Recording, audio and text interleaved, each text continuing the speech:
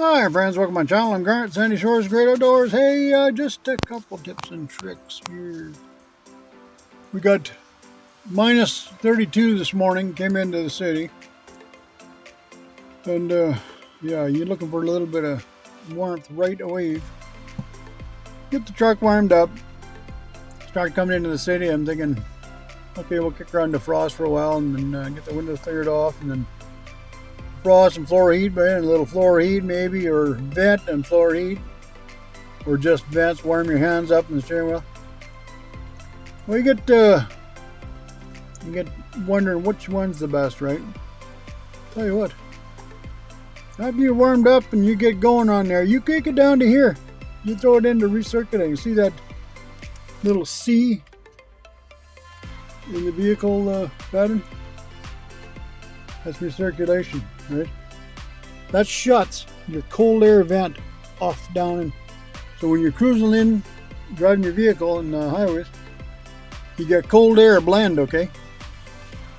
You shut that, you bring it down into here, you shut that, you are going to be as warm as a loaf of toast, right?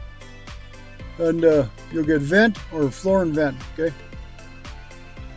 Well, you'll shut that cold air off so fast you won't stand it.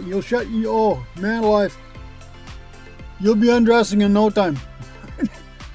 Get her hot in here, and then turn it up to your defrost again. Get your windows cleaned off, and then after you're sitting down here, whatever, and you're comfortable, just regulate your heat a little bit, whatever. Not so hot, right? This will give it your blend too, as far as that goes. And then your fan speed, whatever dickens. But this one down here is your mirror heat. Okay, this one's your AC unit, so you don't hit that one in winter. But in the 32, minus 32 and stuff in Alberta and stuff like that, the prairies, put a cardboard over your rad, right? Cover your rad right over. Don't worry about the hole, nothing like that. Cover it right over, because you've got your AC condenser in the front and you've got your transmission cooler in the bottom, okay? The smaller one on the bottom of your radiator is your transmission cooler.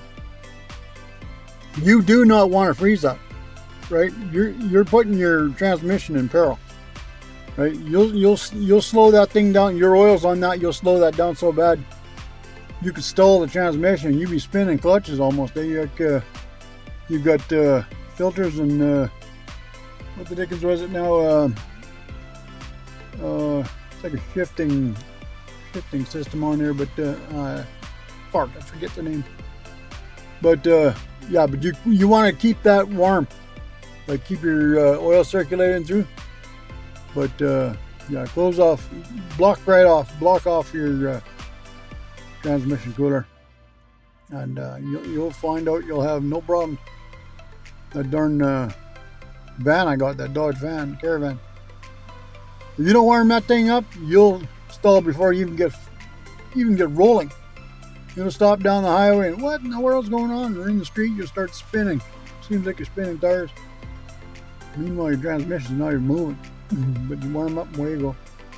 But hey, just tips and tricks. Cold weather living, whatever like this. We're in Alberta, and we're gonna get the cold front here for a couple days, and it's minus 32. It's minus 19 right now. We're in town here in the city, but minus 32 this morning.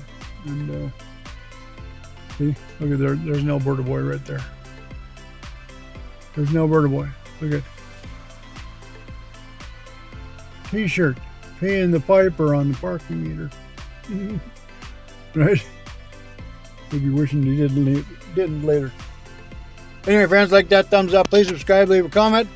Rick and I did a fantastic job fixing this truck heater system. The flaps were all wonky and broken and all that. They wouldn't open up.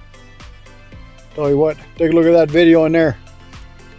Dodge 1500 blend door repair on my channel here. I'll tell you what, it fixed this thing instantly. Easy fix too. You don't have to spend the big bucks. Shows really well how we did it. Okay, bye for now. Thanks for watching.